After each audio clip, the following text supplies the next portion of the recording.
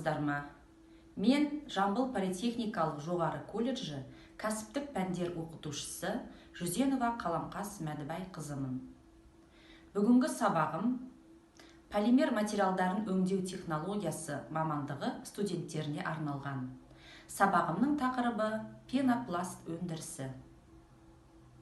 Пенопласт туралы не білеміз? Пенопласт туралы білу үшін пенопласт өндірісіне саяхат жасайық. Алдарыңызда пенопласттан жасалған сақина. Ол суда батпайды. Сол себептен құтқарушы жилет ретінде қолданылады. Пенопласттың осындай бөліктері жилет ішіне салынып, сондықтан адамдар батып кетуден қорықпайды. Не себептен пенопласт батпайды екен суда? Жіктеп көрейік. Осы керемет материал пайда болатын жаққа оралайық. Қағаз қапшықтарда болашақ пенопласт бар. Ұсақ түйіршіктелген пенопласт гранула, ұнтақ тәріздес полистирол. Полистиролдан жасалған пластикалық бөтелкелер, бір реттілік ыдыстар, пластмасс бұйымдар жасалынады. Мына адам үрлеу жұмысымен айналысады. Ол грануланы 70 есе ұлғайтатын аппаратқа жібереді. Гранула ішінде газ болады. Ол пентан. Полистирол машинаға түскенде, оны су буымен өңдейді. Оның температурасы 100 градустан асады. Будың әсерінен гранула жұмсарады, үлпілдекке айналады. Пентан ұлғаяды. Ал гранула пенопласт шарларға айналады. Су буының тамшыларынан тазарту үшін шарларды ыстық ауамен кептіреді. Артынан шашылған пенопластты өлшейді. Өңдеуге дейін қандай болған, өңдеуден кейін қандай болғанын қараңыз. Пенопласт түйіршіктерін жиһаз бұйымы ретінде ғана емес, кинодағы жасанды қар ретінде де шашуға болады екен. Мына үлкен бункерлерде пенопласт кем дегенде 4 сағат тұруы қажет. Пентан газы ұшып кету үшін оларды ауамен кептіреміз. Естеріңізде болсын, пенопласт 99%-ға ауадан тұрады. Сол себептен суға батпайды. Мынау қарлы боран деп ойлайсыз ба? Жоқ, бұл пенопласт. Қазір түйіршіктер келесі машинаға түседі. Бұл жерде оны қайтадан ыстық бумен өңдейді. Шариктер жұмсарады, белгілі формаға келеді. Үлкен мұздатқыш формадағы пенопластқа айналады. Бұл 99% ауамен тұрса да, салмағы 133 килограммдай болады, өте үлкен. Престелген сайын соғұрлым ауыр болады. Енді бұл алып пенопластты кесу керек. Мұны титан немесе мыс сыммен кесуге болады. Ол лазер сияқты кез келген фигурада кесе алады. Тек компьютерге дұрыс программа беріп, сымдарды тура бағыттау керек. Қараңыз, тез арада пенопласт бөлшегінен қажетті жазуды ойып алдық. Пенопласт қалдықтарын қайта іске асырады. Ол үшін оны дробилка машинасына жіберіп, ұнтақтап, формалау аппаратына қайта жібереміз. Бұл өндірісте күн сайын 2000 куб пенопласт жасалып шығады. Яғни бұл дегеніміз 25 алып жүк машинасымен тең. Бұл түйір пенопластты жағып көрейік. Заманауи пенопласт жанбайды екен. Себебі оны антипрен деген затпен өңдейді. Ол жануды қаламайтын зат. Яғни пенопласт суға батпайды, отта жанбайды. Пенопласт өндірісіне саяхаттап болсақ, пенопласт туралы теорияға оралайық. Пенопласт осы түрде болады. Пенопласттың түрлері. Сабақтың мақсатымыз пенопласттың қасиеттері мен Пенопласт өндірісінің негізгі сатылары мен пенопласт өндірісінің технологиясымен таныстыру болатын.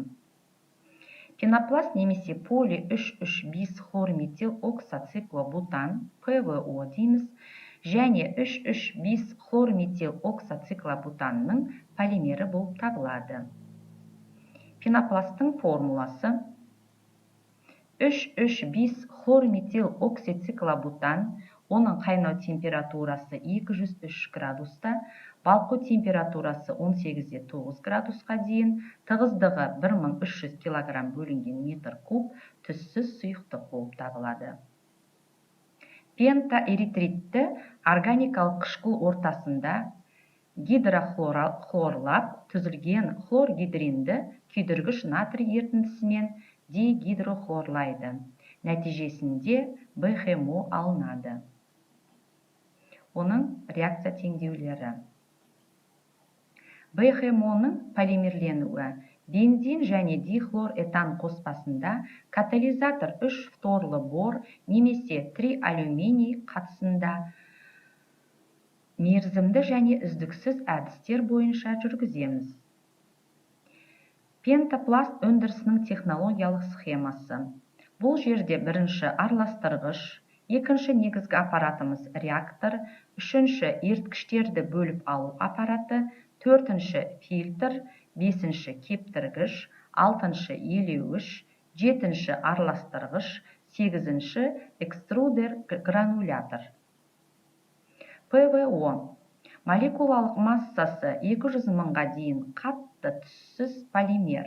Кристалдық фаза 30% құрайды. Поливинил, поливинилиден хлоридтерден айырмашылығы. ПВО қыздыру кезінде хлорлы сутекті бөлмейді. ПВО жұмсару температурасы 180 градусқа дейін. Декструкциясы 285 градустан басталады. 5 хлорметил оксациклобутан суға абсолютті тұрақты, жоғары химиялық тұрақты, жылуға тұрақты, концентрлі күкірт және азот қышқылдарынан басқа биорганикалық қышқылдарға тұрақты. Жасалған бұйымдар 150 градустан ұзақ уақыт тұрақтылығын сақтайды. 5 хлорметил оксациклобутан қысым қапсында құю немесе экструзия әдістерімен өндіріледі. Одан химиялық және тоңазытқыш аспаптарының детальдарын жасайды. Химиялық аппаратураны және құбырларды футировкалау үшін қолданылады. Жалпы пенопласт бұл көбікті пласт, газбен толтырылған пластмасса. Пенопласт көбікті, яғни пенопласттан және кеуікті поропласттан тұрады. Пенопласттың жеңілдігі, яғни тығыздығы 5 грамм сантиметр кубқа дейін, өте жеңілі, тығыздығы 5-8 грамм сантиметр кубқа дейін, эластиктік, қатаң, жартылай қатаң түрлері де алынады. Пенопласты алу технологиясы. Композицияны дайындау процесінен, екінші полимер жүйесіне газ фазасын енгізуден, көбіктенген массаға қажетті қалыпты беруден тұрады. Пенопласт жеңіл жабдықтауда және оқшаулағыш материал ретінде, қабырға панельдерінде, тоңазытқыш, мұздатқыш, рефрижераторларда, суды нашар сіңіретіндіктен қалқыма бұйымдар, бакен, понтон жасауда, құтқарушы құралдар, сал, белдік, кеудеше ретінде, жеңіл қайықтар, катер тағы басқа жасауда қолданылады. Газдар мен сұйықтарды сүзгіш және орағыш материал ретінде де пайдаланамыз. Өзін-өзі бақылауға арналған сұрақтарымыз. Пенопласт немесе поли 3,3,5 хлорметил оксациклобутан және 3,3,5 хлорметил оксациклобутанның полимерлін алу үшін қандай мономерлер қолданамыз? Пенопласт өндірісінің негізгі стадияларын сипаттап беріңіз. Пенопласт өнеркәсіптік өндірісін сипаттаңыз. Пенопласттың қасиеттері қандай? Пенопласт өндірісінің технологиялық схемасын түсіндіріңіз. Сонымен, Пенопласт өндірісі тақырыбына арналған сабағымыз аяқталды. Қош сау болыңыздар.